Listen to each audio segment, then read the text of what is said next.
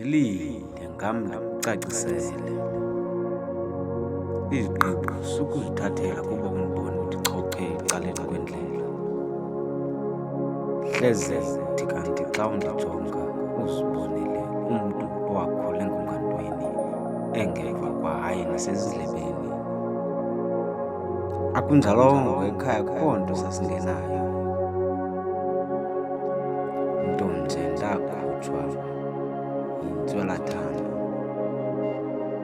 Ndabona kungacengwana kuba omnye nobani, omnye nomnye wayeneento zakhe kungekho xhomekeke komnye.